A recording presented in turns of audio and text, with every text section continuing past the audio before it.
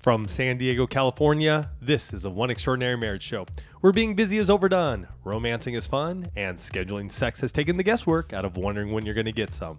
I'm Tony DeLorenzo, your co-host, along with my beautiful wife, Elisa. From coast to coast and around the world, thank you for joining us. It's time to talk sex, love, and commitment.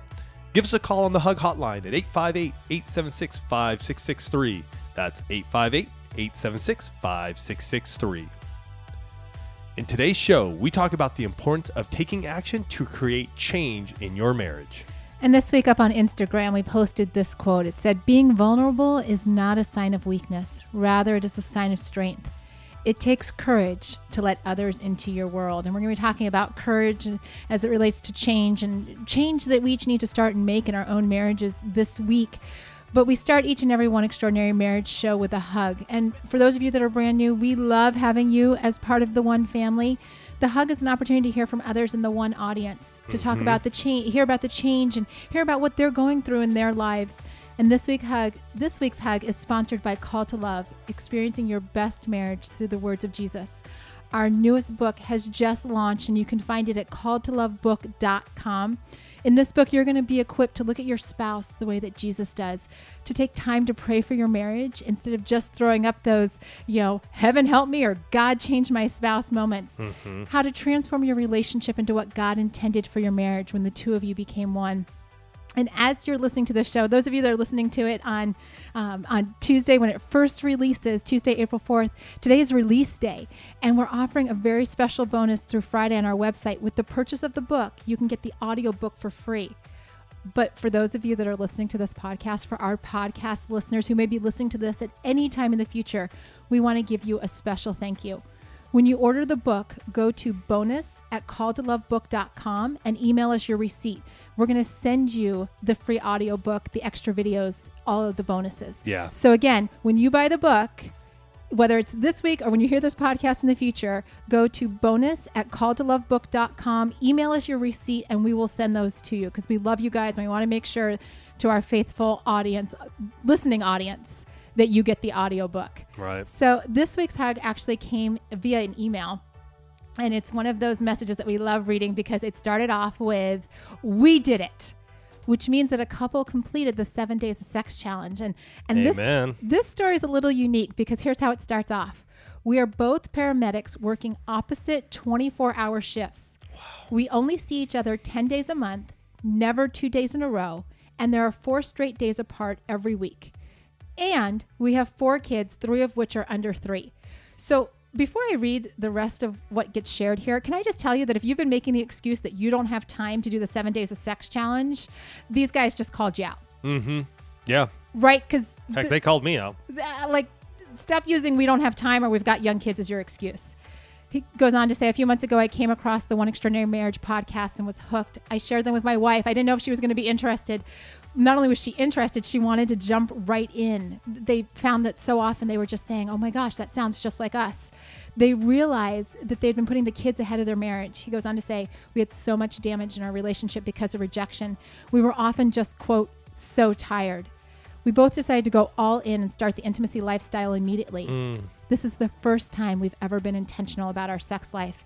Seeing my wife initiating sex so often now has blown my mind. I'm definitely the high desire one, and not having to wonder if sex is or isn't going to happen and not having to deal with rejection, it's been so refreshing. After reading your book and listening to your podcast, we decided to do the 7-day sex challenge. Now, we had to get a little creative, and obviously they shared what their schedules look like. But he went on to say that when they finally picked a date, it was about a month in advance. And he had this to say. He said, "I would definitely schedule a date in the future because having that anticipation was so exciting. Plan ahead so that you can enjoy the anticipation. One of the many things I've taken away from this is how much pleasure I get in providing acts of service to my wife. Less stress for her, more quality time for us. We know that being intentional and committing to the intimacy lifestyle will keep the doors of communication wide open for us. We have a newfound love and respect for each other that I didn't know was possible. Wow. Thank you guys for what you do. We are proud to be a part of the One family. Love you guys." Awesome. You want to talk about change? I mean, Yeah. Before we jump in, this was a couple that realized they needed to do something. And what did they do? One person one person took the lead for what they could change, right? This husband found the One Extraordinary Marriage show and said, I'm going to bring this to my wife, not knowing what her reaction was going to be. There are a couple that has schedules that are completely, most of us would consider completely crazy because they're like opposite shifts and all this kind of stuff. And they still desired to make change. So they didn't let what most people would consider an obstacle, crazy work schedules, lots of young kids, become their excuse for not creating change. Mm-hmm. And, as we move in today's show, we hear of so many couples that are stuck. I mean, these guys could be a prime example, right? And they were. Right? Our marriage is drifting apart. We've got rejection. We don't see each other. We have young kids. We have busy, full lives and schedules and all this kind of stuff. And so we're stuck, mm-hmm. right? There's people say they're stuck in the same routine, right? We hear this a lot when people are talking about their sex life. We do the same thing every single time. We hear talk about the same fights. I can't tell you how many coaching calls that I've been on the first time when I meet with a couple and they're saying, we have the same fight over and over again. Got to break those cycles. Well, and that's the other part of it. You're in this cycle, mm-hmm. right? You're living life in this cycle that it's like, I don't know if you guys remember, some of you, this may date me, so I'm just going to put it out there. But, years and years ago, Bill Murray did a movie called Groundhog Day. And basically in that movie... And if you haven't seen it, go on Netflix. I'm sure it's there. And you don't have to watch the whole thing, but watch a little bit of it just to get a sense of what this looks like. But essentially he was waking up and repeating the same day over and over again. And I know we've had seasons like this in our marriage where it just feels like every day looks like the day before. Right.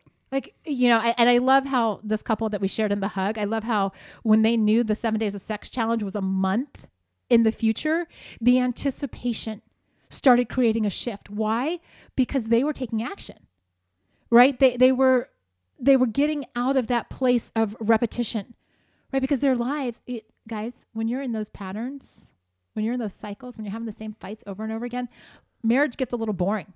Well, and I also believe that when we have something like that we're anticipating together as a couple, we're also able to begin to prepare. So we're able to prepare for this time. And one of the ways that we're able to do something is we can romance our spouse, mm-hmm. right? We can romance our spouse and we can begin to make that shift. Right. So it's not just, oh my goodness, all of a sudden it just happened and it hit us, but it's now we're leading up to that. So things begin to happen in our lives. Because when you're not creating anticipation in your marriage, when you're living in the same fights over and over again, when you're doing this Groundhog Day, you've got these feelings of disconnect, mm-hmm. right? I hear statements, and I know when Tony and I have had conversations with other couples, somebody will say, and maybe you've said this yourself, well, this is as good as it gets. I actually am pretty proud of the fact that our marriage is where it is now is not as good as it gets. I will tell you that every year gets better. Tony and I have been married 20 years, over 20 years now. And it takes us, both of us, looking at our lives and creating change because it can get boring. And even for us, I'm going to share this, even for us, as much as we talk about the different intimacies, we can still get in our same place, and we got to shift it up. We got to change it up. Sexually, we got to get outside of that. Well, this is what works. And we've talked about it. A lot of times it's the way I'm able to give Elisa an orgasm. It's the same thing. So we got to change things up mm-hmm. and shift. Well, and, so you get to that place of disconnect, of boredom, of repetition, and you're saying things like, well, this is as good as it gets, or, well, whatever, or my personal favorite, it is what it is. And, in that place, and I want to share what happened to us a couple nights ago. So Tony and I were sitting down and we were talking about some financial circumstances with the business. And so Tony's like, I want you to be a part of this, right? We need to have this conversation. We need to do this. And one of our communication challenges in the past has been, well, Tony, especially in the early years of our marriage, Tony would say things like, well, this is how it's going to be. Like, I kind of want your input because I feel like I should ask for your input, but just kidding. I just want you to sit there. And so we're sitting down and we're doing this, right? And so I ask a question about a number on the spreadsheet, and Tony's like, you don't need to worry about that. And my natural instinct was to immediately start to retreat, create disconnect in the marriage because I felt like I'd been, literally I felt like I'd been shut up. And, so we have this place where I'm like, ooh, I feel like I want to retreat. And in that, the logical part of my brain that's been working on communication and everything in our marriage for the last 9 years says, like you're going to call this out and we're going to deal with it right now.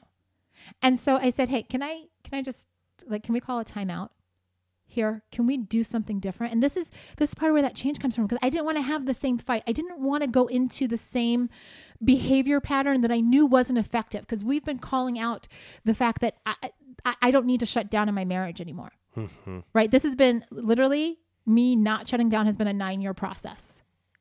And so I say to Tony, I'm like, hey, honey, you asked me to be a part of this. You said that you wanted my input. You said that you wanted me to participate. I'm going to tell you that when I ask you a question, I don't need to be shut down. I don't need to be told that number is not important, because for some reason that number seems important to me, and just a little guidance on the significance of that number. It's not like I'm going to camp on it, but it created this opportunity for us to shift the communication. Guys, this was like 4 days ago. Mm-hmm. Okay. Married 20 years, doing One Extraordinary Marriage. We got 7 years of podcast and we're still working on our communication. So let me just tell you, this change thing is not a magic fairy wand. It's not fairy dust that you sprinkle over your marriage and you say, poof, be changed. This is a process, and we have to get involved in this process because, we're on this journey called marriage. It's not a sprint. It's a marathon. Mm-hmm. And early on in your marriage, in your dating relationship, like everything was new and exciting. And we've got to work harder now the longer we've been together, because some of you listening to the show, you've been together 5, 10, 20, 30. We know we've got couples listening to the show that have been married 40 plus years. Okay. So One Extraordinary Marriage literally runs the gamut of marriages. And I don't care how long you've been married, things can get routine, right? And we've got to make this decision in our heads. And when I say our heads, I mean you and your spouse individually, that we're going to do life different, because we need the anticipation. We need the excitement. We need to wonder, what's tomorrow going to bring in our marriage? Right. And you may be going through a season where it's been challenging, right? There's been a challenge that you have faced in different areas of your life. It may be with work. It may be with family members. It may be within your own marriage. And yet we can come together as husband and wife and determine that, the season has ended, mm-hmm. right? The season ended. We realize that we've walked through that season, and yet we're still holding on to that season, even though that season ended 6 months ago. And so today's the time where you got to go, it's done. The past happened. It's there. You may have lost a parent and it's rocked you to the core. Mm-hmm. And hey, my condolences to you, truly. And yet you got to start moving forward in your life, in your marriage. You got a spouse there who's waiting for you to re-engage. There's change that needs to begin to happen in you. Where that comes from, we're gonna be talking about that here in a little bit. But you gotta recognize that. Mm-hmm. And for those of you who are in a good spot, right? We have those seasons where we're just like, man, we are rocking and everything is rolling. I mean, this couple we talked about in the hug, they're just cranking along. And that is another time when there's so much good happening. Change can still happen because you can start to really go and start tweaking and going, wow, look what we can do now. Look what we can execute now in our marriage. So that way we connect even deeper, even more so. Because just because things are going great right now, right, in that season, you can still learn from yourselves and each other and go, wow, okay, here's where we're going next. Mm-hmm. And I just want to talk real quick about why we stay in those patterns, right? Because, we've all got them. I will tell you, Tony and I've got we got 22 years together, almost 23 now. And, there have been some patterns that have been hanging around since the beginning. Mm-hmm.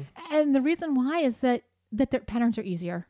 Let's just put it. It's the path of least resistance, right? If we just crawl into our familiar patterns, then we don't have to change. And yet the breakthrough in your marriage comes when you get past those familiar patterns. And I get that they feel easier and they feel comfortable, but those patterns aren't necessarily growing your marriage.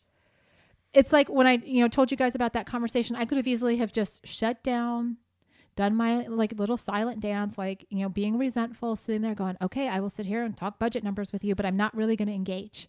And here's the other side of that too. I learned something as well, because I need to change the way I approach Elisa in this time. We had a show we did some time back, tone and timing, right? I learned in that moment, my tone was way off and I had to check myself. And the timing of how I brought this up wasn't the best. And so even in that moment, as Elisa brought all this up to me, I was like, okay, that I need to make sure that I am being clear with Elisa when we're going to be talking about this stuff, because I was mulling it over in my head for days, maybe even longer, probably more like a week or more. And so when I approached her about it, everything was mulling around in my head was like, well, just do it. Just give me that number. You don't need to know anything more. And yet my tone and timing of how I approach the situation needs to change. So the next time I know we come into budget time stuff, my tone needs to be way different. And the timing of it needs to be at a time of like approaching Elisa before we just sit down to do the budget. I need to approach her a week before to give her more insights, or maybe 2 days or 3 days before to give her more insights of what we're going to be doing. So learning both sides of the table there. And in doing so, when we start looking at change, and we're going to give you guys some very specific strategies around that in today's show. But, here's the thing. In your marriage, guys, those patterns are either they've got two options when you've got patterns, cycles, things going on in your marriage. They either need to be growing your marriage, like you're doing things consistently that are growing your marriage, or you need to check them, because if they're not, there's only two options, right? They're either growing it or they're killing it, right? Most patterns there's not really a whole lot of middle ground, because if you think, well, it's just okay, then you're probably falling into it's killing it. Right? It's the couple that says, well, you know what? Our sex life looks the same all the time. Okay. That's probably killing your marriage. Great that you're having sex, whatever your, frequency is, but sometimes you need a little variety, right? Sometimes, and so some of you are in that place of, we're not good. We got to break through some of those negative patterns. And some of you are sitting here going, you know what, Elisa, we're good. Right. I mean, we're in that, like, we're falling more into that category where Tony said, you know what, we're rocking and rolling. There's nothing really bad going on in your marriage. And I just want to share, I mean, this is episode 370, I think, that you're listening to right now. So going back 270 episodes, I can't even do the math in my head. That's probably like 5 years ago. We recorded episode 100. It was a listener feedback show. And there was a guy in that show that basically said, good is not okay. You all want to be striving for extraordinary. And it's why so many of you are so engaged with the One Extraordinary Marriage show. It's why you're sharing it with your friends. It's why you're getting them engaged in all the material. And to get to extraordinary, you need to stop waiting for your spouse to grow and change. And you need to take the lead and do what you can do first. Right? It's that whole example of, our communication the other night when I just said, you know what, I'm not going to wait for Tony to figure out he's got to change his tone and timing with me. I'm going to tell him in the moment that this is not okay, that I'm having a disconnect with him, because I want to be a participant, but, and so that's what we're going to be talking about. But, we want to make sure that we equip you with some areas where you can grow and take action steps, make action steps this week. But I want to remind you, don't forget to get your copy of Called to Love today, and then email your receipt to bonus@calledtolovebook.com so that you guys get that free audiobook. And I'm going to just say, I've been editing that book, and the audio portion of that is 4 hours long. So you are going to get a ton read by the author, Elisa, when you get the book at calledtolovebook.com.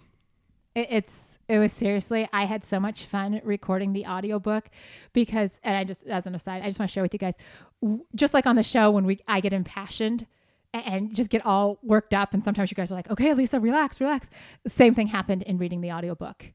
It's not your kind of monotone book. There's a lot of emotion and excitement in there. And so I'm so excited for y'all to check that out. Make sure you get it at calledtolovebook.com, and then email that receipt to bonus@calledtolovebook.com.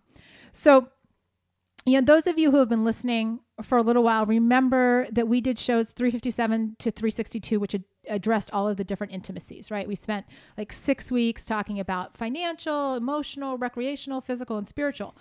Well, the reality is that it's been about 12 weeks since we did that first show. And so, now it's time to check in and see what you're doing, what you've been doing, and where you need to make the change. In other words, it's a quarterly check time, right? If we're going to go next level, we need to know that what we put forth, beginning of the year, is it coming to fruition? Are we making those things a reality in our lives? See, so many people will not do goals or put goals up because if you don't reach them, you feel like a failure. And yet, you'll hit nothing if you put nothing out there. So you're better off putting something and achieving 80% than putting nothing out there and achieving 0. And believe me, this is something I've had to work through in my own life. And it is tough. And yet when you begin to look at like, this isn't a failure, right? If I didn't hit it 100%, it's okay. It is truly okay. We are not all perfect. And yet at least we have those goals up there to strive for and go after. Because let's face it, if you hit 80%, like Tony was talking about, let's just say in your financial intimacy, like you guys decide you're going to do a budget and, okay, let's say 66%, because that's two-thirds, right? You did 2 out of 3 months. Okay, that's 2 out of 3 months more than you were doing it last year. That's success. Yeah. That's success. And that's what we really want to get you guys to. But as we're talking about change, I know a lot of you are familiar with the parable in the Bible that talks about, you can't deal with the speck in your neighbor's eye until you take the plank out of your own eye. It's actually one of the days that I do in Called to Love. And the truth is that we can't change our spouses, right? Like it's very easy for me to look at Tony and be like, well, Tony needs to change how he talks to me, or Tony needs to change, in that communication example from a couple of days ago, Tony needs to change his timing. Like he should have handled this a different way. I very easily could have put it all on Tony. Truth is, I can't change him. He's got to come to that realization. So I'm not going to deal with the speck on him. I'm going to check myself, take that plank out of my own eye and be like, what do I need to change? Well, I need to change how I show up in that moment. Right. And that's what we're talking about here. If it's finances and you need to sit down and say, you know what, I'm not going to get all weirded out about talking about money with you. We're going to create an environment. If it's physical touch and I talk to so many people whose spouse, like physical touch is their primary love language. And I'm like, okay, well, how do you want to be touched? And for some, it's an arm on the shoulder. You guys know for Tony, he wants to have his hand held when we're driving in the car or a hand on the knee. Okay, start showing up. Right? If they've asked for it, if they've identified for it, you don't put it on them. Well, you just have to like less touch.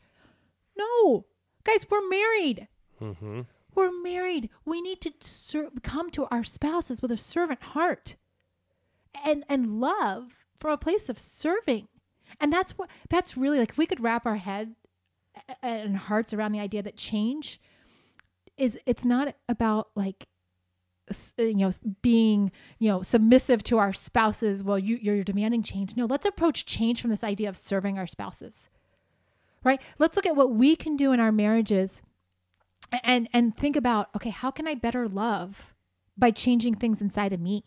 And a lot of you, and we're going to attach it to these show notes, the intimacy wheel that we talked about 12 weeks ago, because that allows you to look and go, okay, you know what? Emotional intimacy, financial, recreational, spiritual, sexual. Thank you. Yeah, and I'm gonna add one thing too, as Elisa said, love.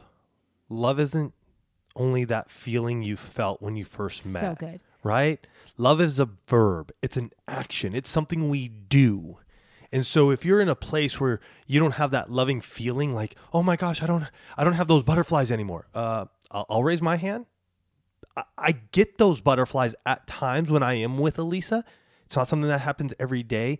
And yet it is the action of loving her, right? When she says something like, hey, this really allows me to connect with you during XYZ this time, or, like our coffee break is a big thing for Elisa because it allows for that connection.